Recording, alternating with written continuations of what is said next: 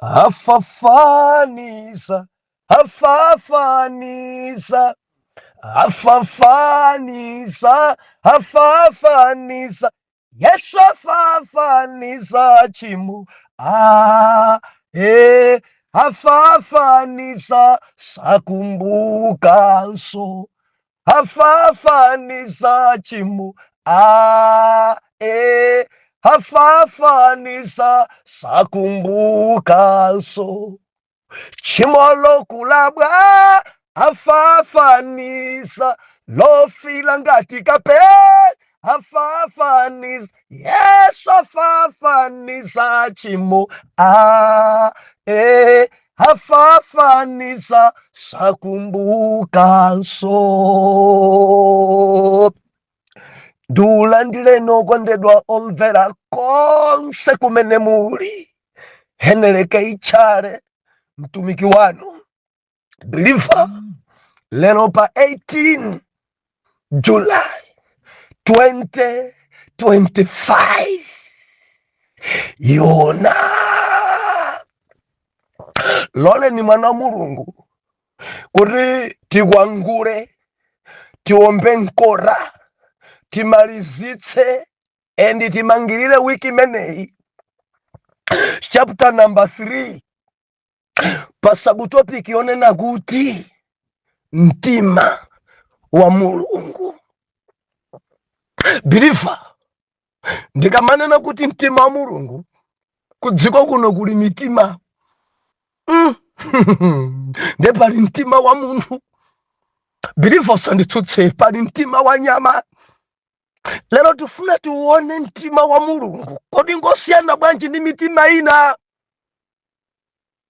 Tiwerenga chapter number 3 chapukula yona verse number 10.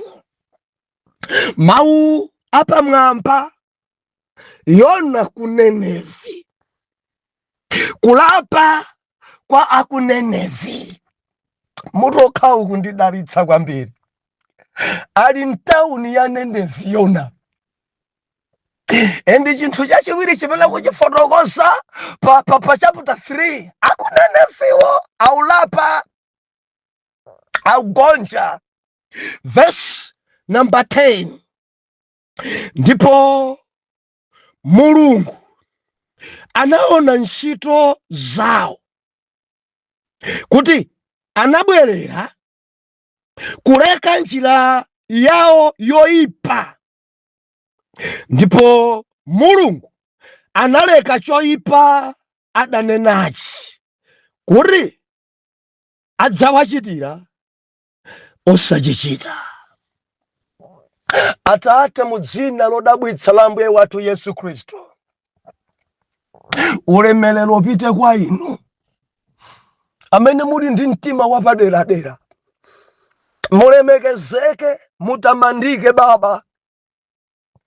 Tilinso pamaso panu, lankhulani, phunzitsani, chenjezani, dzudzulani, ndipo tidzamva m'dzina la Yesu. Amen. Kunalinji msabatai.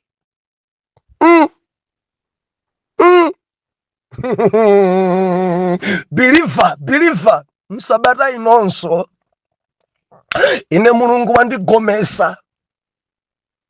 Msabatai paululidwa zinthu. Msabatai Mulungu wanena. Msabatai Mulungu wadzudzula, mosapyatira, mosayang'ana nkhope. Jehova wanena, osamvayo akhale.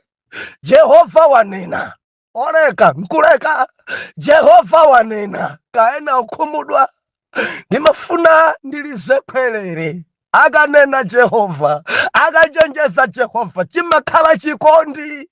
Akakudzudzula Jehova, kumakhala kukukonda kwalembedwa. Mwana amene ndimamkonda ndimamdzudzula.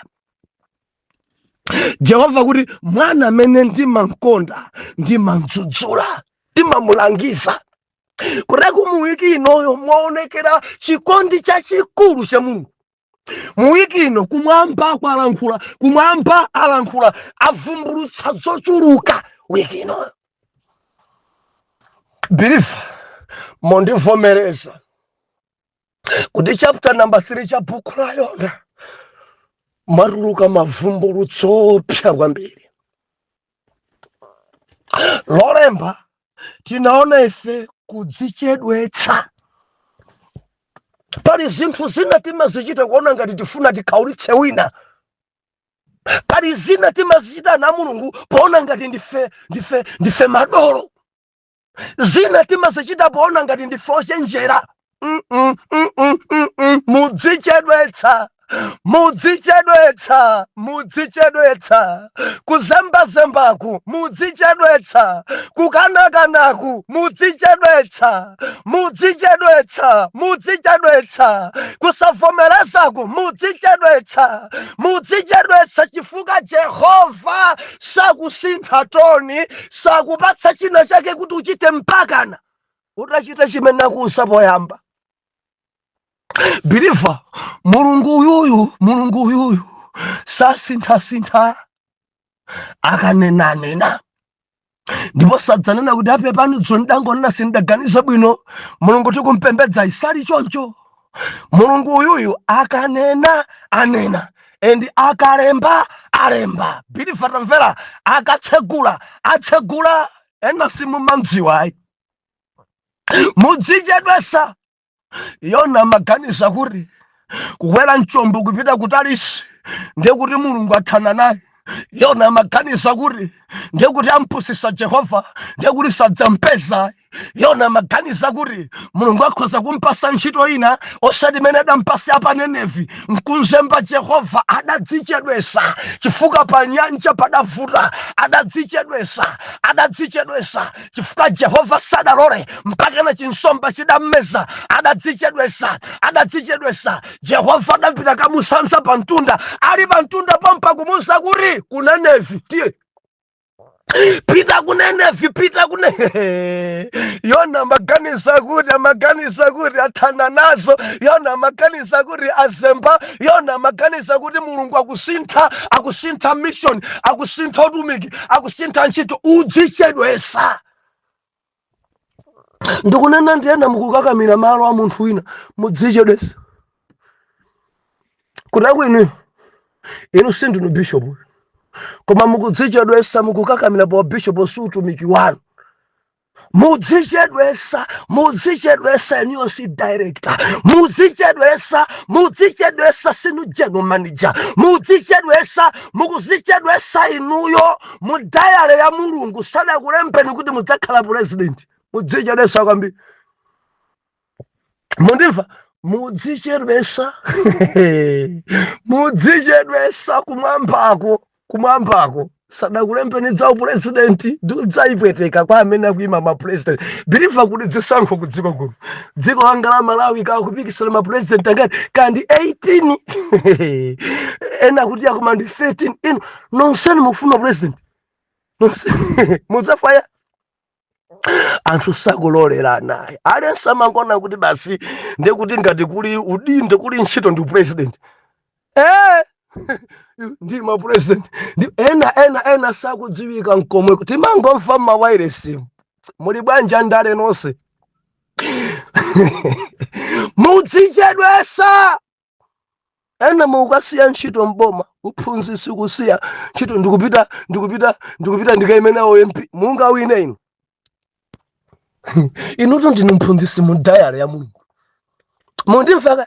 Mudzichedwetsa. Ena chuma chipita, ena kudyera ndi pa kampeni, ena musauka nadzo tamvera diary yawo dzipemphera udzifunsa Mulungu mufuna kuti ndiyende bwanji ndichite bwanji.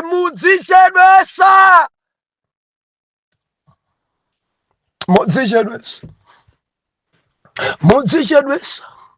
Nonse mukulimbira nobusa. Mukulimbira. Yona adadzichedwetsa. Koma muwiki imeneyi Yona adadzichedwetsa. Atakhala pa nyanja, mphepo itamenya pa nyanja, atamezedwa ndi nsomba, atalavulidwa, Mulungu akulankhula message yomwe ija pita Nenevi. Lachiwiri ife tinaona kufulumira. Believer, zofunika pena kumachita changu samachedwe. Mulungu akufuna anthu achangu pamalo, achangu pakumvera mawu, achangu pakuyenda mawu, achangu pakusamalitsa liwu la Jehova, achangu machitidwe awo, achangu pa mabizinesi awo, achangu Mulungu akufuna anthu achangu. Yona Mulungu atamuza kachiwiri kuti pita ku Nineve sadachedwe, adawuyamba ulendo wopita Nineve. Jehova akumuza kuti ndi mudzi waukulu kwambiri, ngofunika kuti ulalikire uzungulire kwa masiku 3 kuti umalize. Yona adachita changu, adaenda kulalikira tsiku limodzi Nineve. Yes,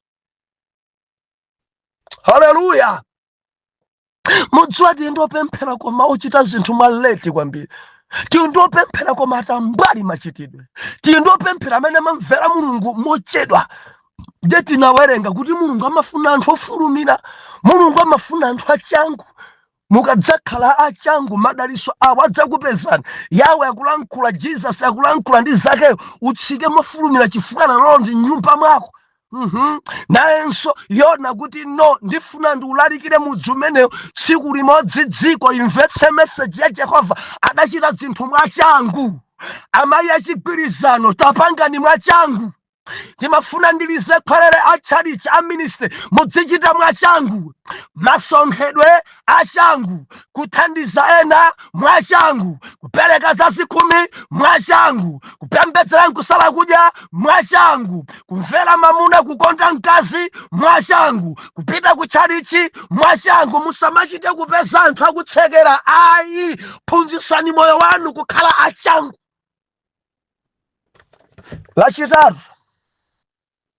Lachitatu ife tinaona kupasuka.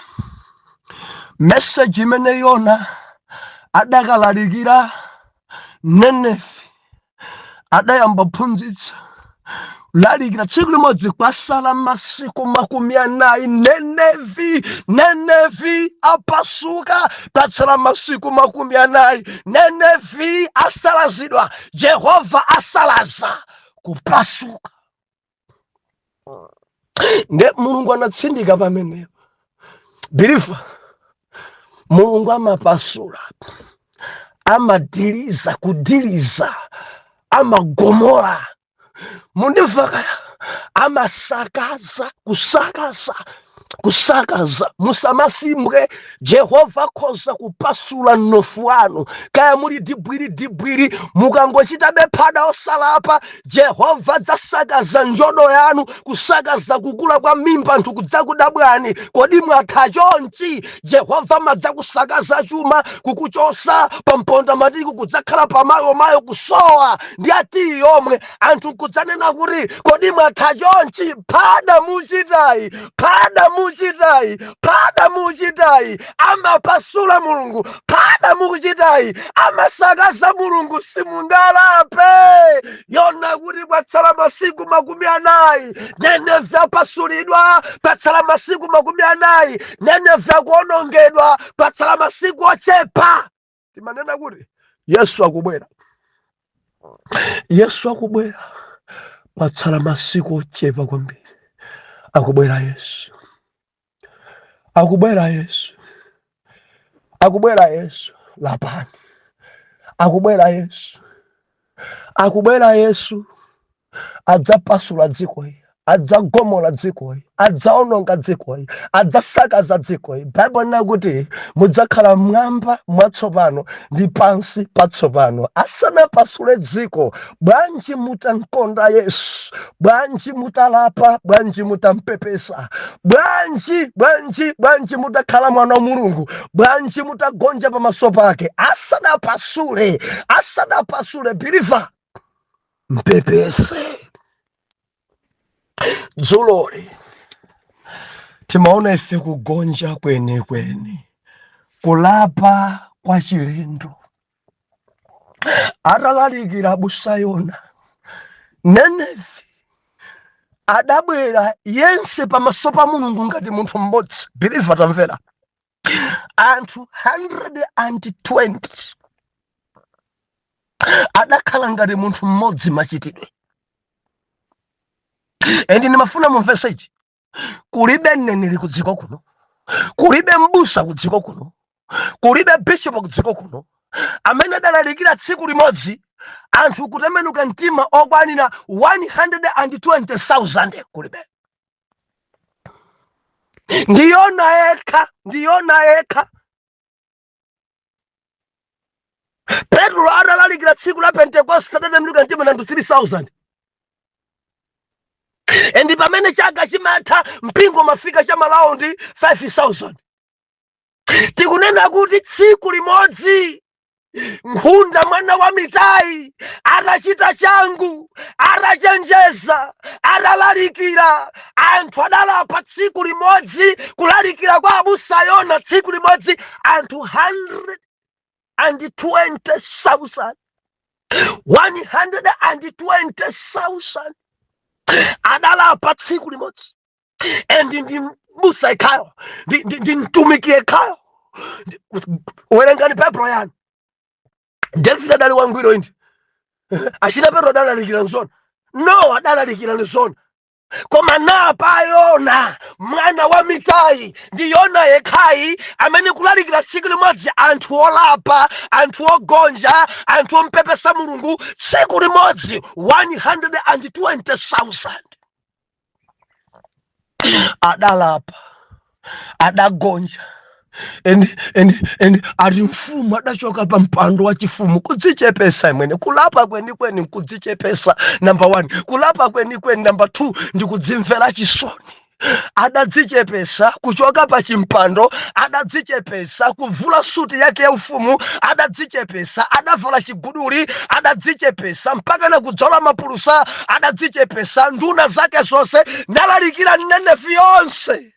Munthu, nyama, chowera, pasapezeke mbuzi kapena nkhosa ikupasidwa madzi Ninevi, pasapezeke mwana watangarekwa adye poliji, pasapezeke wina watakuzemba kamwa juisi, tonse timpepese. Kudali kusala, kudali kugonja, kudali kupepesa. Pepani Jehova, tachimwa. Pepani Jehova, talakwa. Ninevi yense kuphatikizako afumu adalapa, adapepesa. Kugonja siza masiku anozi mapepesedwe yake ochuta judula achinyamata manena kuti kupepesa kuma kwa China. Okay, chabwino. Basi ingo khululukani masteni, ingo khululukani. Munthu sachimwira mtengo ya pepani ya kuchita pasida mawu mpepesenza ni manena ene dzo edi akusidwa mkazi apepeseni amuna nokhumudwa apepeseni mpepese dzomwedzi mpepese kapepesani amuna wa kuti akukhululeni. Pepani chabwino, pepanise au pepesa mene au gonja mene chabwino pepani mesa ndati pepani mupita nazobe kuti zimene mesa nkugonja uku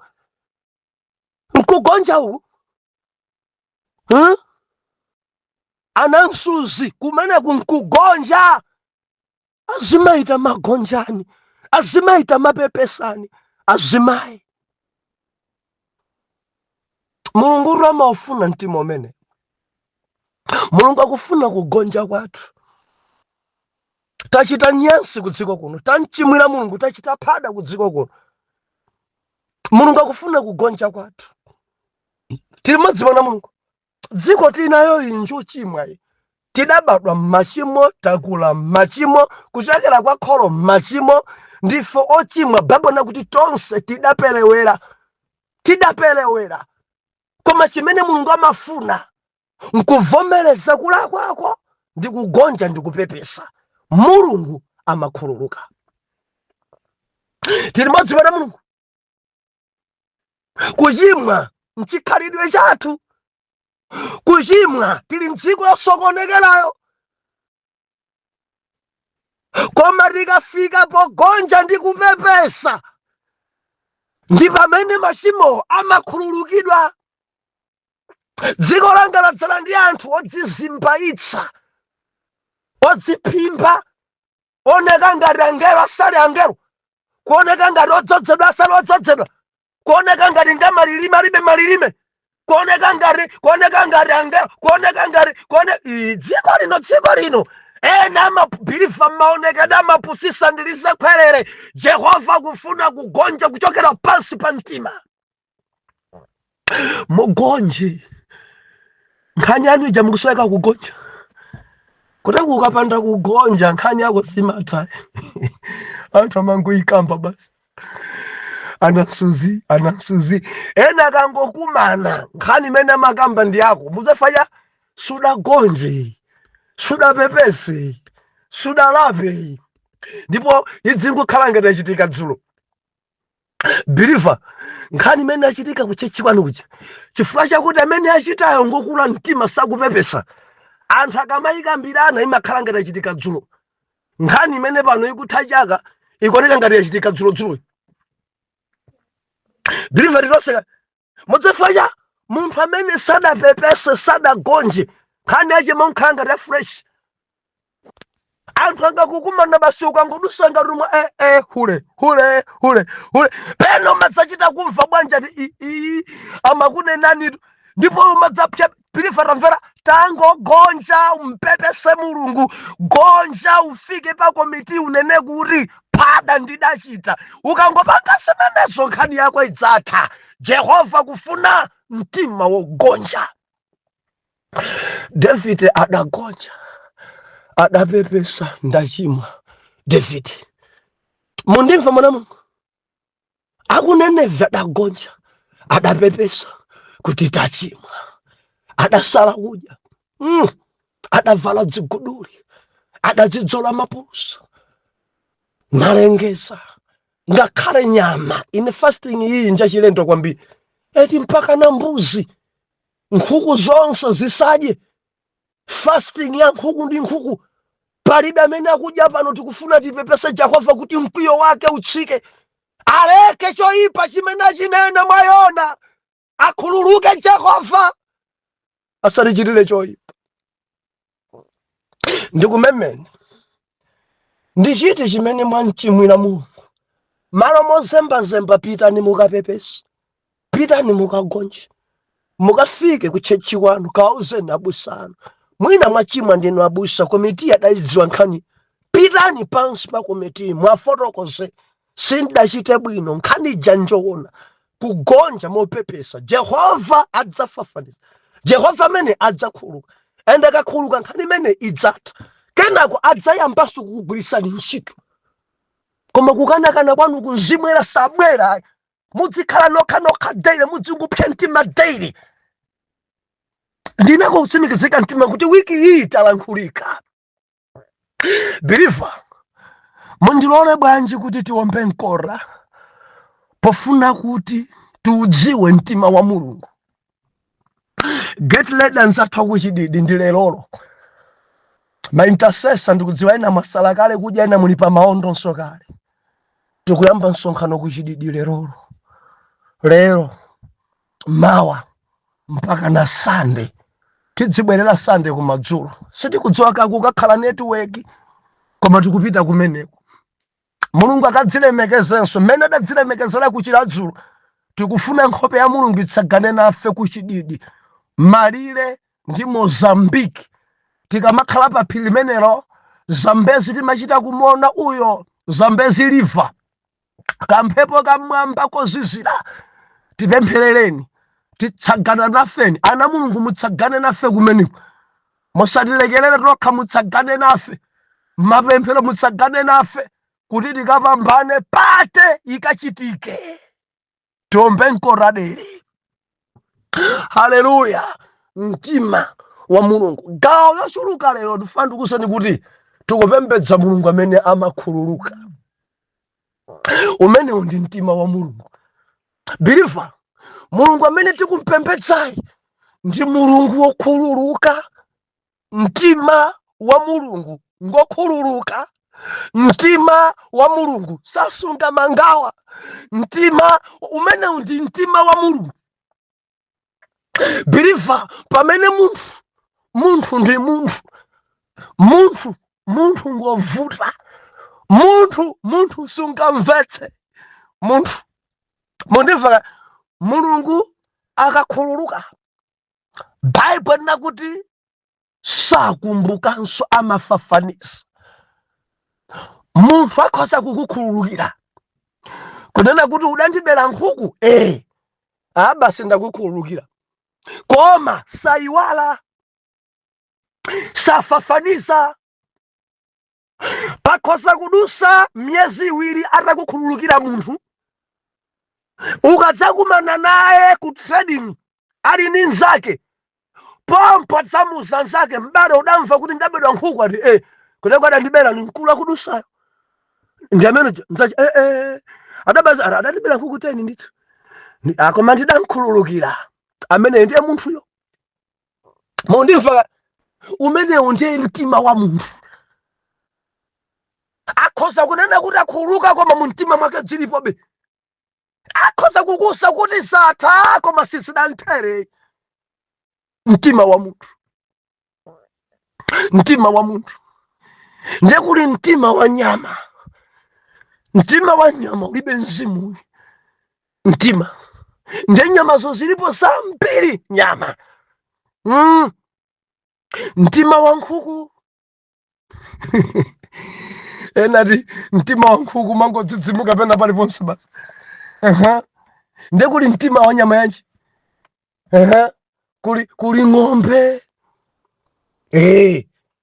Mtima ena akamafuna kunyozana ku dziko kuno amagwisa ntchito chichewa cha nyama ina yake, koma njopanda ulemu. Ende munthu akakufanizira ndi nyama imeneyo umachita kumva kuti koma ndiye anditukwa na zenizeni. Believers andisutse, timaiweta nyama imeneyo. Muchizungu imamveka bwino dog, muchichewa amati galu. Kuteku galu ujali ndi mtima. Endi ukachita tsoka mtima wako nkufanana ndi wa galu. Anzathu amatiyo dzavura. Biliva kudziko kuno kuli mitima. Mitima ya mbalame, mitima ya nyama, mitima ya anthu. Lero tufuna tikambirane za mtima wa Mulungu. Mulungu mtima wake, biliva ngokoma mtima. Mundimva kaya? Mulungu uyuyu ngokoma mtima. Pamene munthu amakoma m'maso, nyama imakoma m'maso kapena pakudya. Nyama sikoma mtima, munthu sakoma mtima. Koma ngati alipo okoma mtima, tamvera, ndi Mulungu yekha, dziko lonse lapansi komanso la mwamba. Mundimva, mudzampeza wina mene achenelamo munthu suri yochita kunkhala, thupi yoyera, okoma maonekedwe koma ngosakoma mtima. Kuli azimayi kudziko kuno wochena wakoma maonekedwe koma mtima wake chigandanga, mtima wake chirombo, mtima wake ng'ona. Jehova amene timpembedzayi ngokoma mtima. Jehova amene tikumpembedzayi ngoleza mtima. Jehova amene timpembedzayi ngokhululuka. Jehova amene timpembedzayi sakwiya nsanga, ndiye mtima wa Mulungu. Biliva dilose Mulungu amene timpembedzayi samakwiya nsanga. Ende akakwiya sachedwanso kukhululuka. Mamona mtima wake Mulungu akakwiya sachedwa kukhululuka. Ndipo akakhululuka amadziwala zonse, amafafaniza zonse. Ameneyo ndiye Mulungu. Amafafaniza. Naimba nyimbo imene afafaniza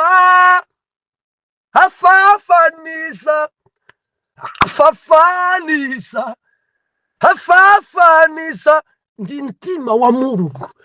Amafafaniza chimo ndi mtima wa Mulungu.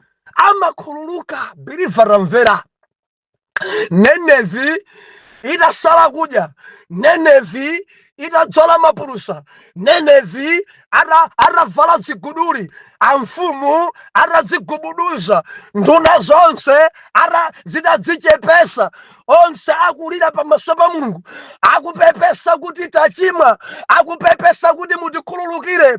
Adalengeza, Jehova, mkwiyo wanu mutikhululukire, tachimwadi ife, kachaso ramwa, zigololo rapanga, karangale rapanga, mafano tapembedza, ntchito zathu nzoyipa, khululukani.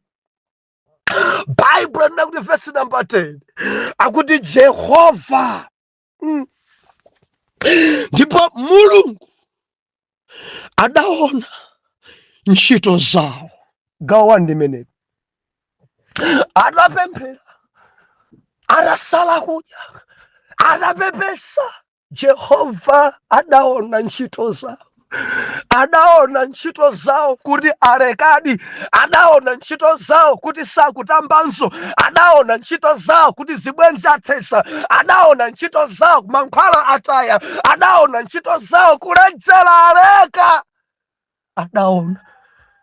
Believe Mulungu simungampusise kuti mwaleka mukuzembabe usiku, mukumpusisa mbusa usati Mulungu. Mulungu adaona chifuka amapenya zopezeka pansi pa phiri, amapenya zopezeka pansi pa nyanja. Adaona kuti alekadi, adaona kuti alapadi, adaona kuti agonjadi, adaona kuti mitima yao ikupepesa dzenedzene. Verse number 10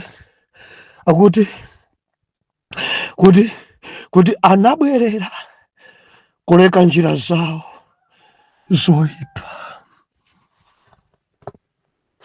Jehova adaona kuti Nenevi abwerera kuleka njira zawo zoyipa. Jehova adaona kuleku akuona kuti mai awa abwerera di kuleka njira zawo zoyipa. Believer, tikuchoka ife kuzithaphiza dziko. Enefe ndife a Paulo tidachita kukumana naye Yesu panjira, tupita Damasiko, taenda ndi dziko. Mundimva, taenda ndi dzikoli, tapulumuka mwachisomo. Ena nomwina ndino ana azibusa, koma tukamba za enefe taenda ndi dzikoli. Ndi Jehova adaona Nenevi kuti alekadi choyipa chawo, abwerera zimene ankachita sakuchita, makani aja atha, zilakolako zatha, mamuna ake sakunzembera, mkazi wake sakunzembera, zituma kupembedza njoka kwatha, kukula mtima ndi kudelera kwatha. Adaona Jehova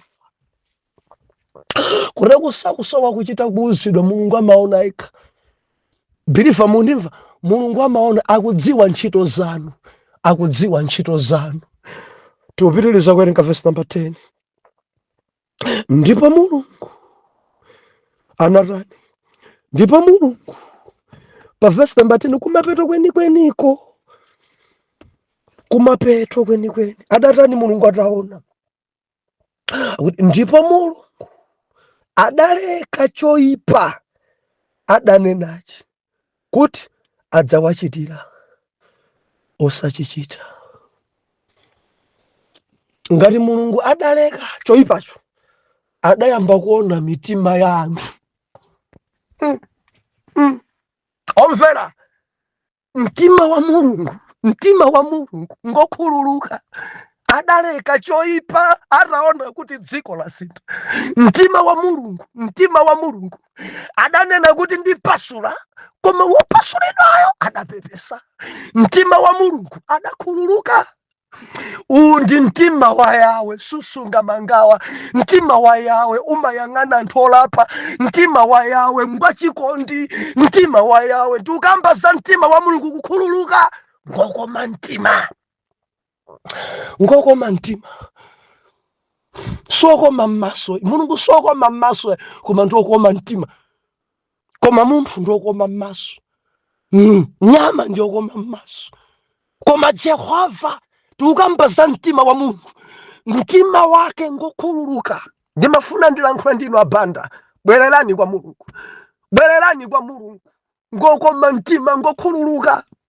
Alibe chibwanje kuti akhape uchimwa, alibe chintengo kuti aphaphathe alikite anthu ochimwa, alibe moto kuti adzawotche milomo ya anthu ochimwa, alibe mfuti kuti awombere anthu ochimwa. Mtima wa Yawe, mtima wa Baba, mtima wa Yesu ngokhululuka.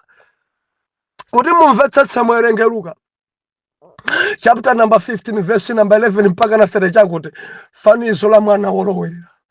Pamene paja mukaona mtima wa Tate, mwana adatenga chuma chonse cha Tate wake kupita kachiononga kutali, makhedwe achitayiko chidakaledzera, chidakapeza zibwenzi, chidayamba kugona ndi akazi aeni, ndalama zonse zidatha, chidayamba kusauka kusowa chakudya, mpaka ndakagwira ntchito yoweta nkhumba. Mwikuda ni nkhumba sayanjana, njala itantikita itambabada, atasauka nayo njala, atasakala atampasula. Bible nakuti mwana uja adakumbukira, no, ndili ndi adadi olemera, ndili ndi adadi achuma, ndipite kwa Tate ndikauza Tate ndidakuchimwirani, sinenso mwana wanu kuyambira pano. Atalingira zimenezi. Verse number 17 akuti adakumbukira, ndikuyamba kulingalira chochita. Mwana adachoka ku dziko lakutali, uyo abwera akuti ali patali. Tate wake adamuona mwanayo. Tate wa mtima wakhululuka Jehova adachoka pa mpando wa ndalema kuthamanga kunjirako, ndikukahaga mwana kumeneko, kamswanswana kumeneko.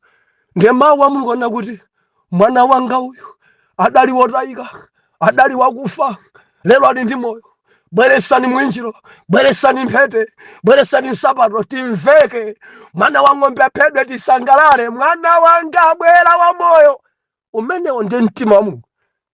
Sakunkumbusa udatenga zingati, udatenga mabilioni, lelo warani wakumana naso, watatu wachiswa, tachiyangana maso ake, lelo warani, ona watakuonda.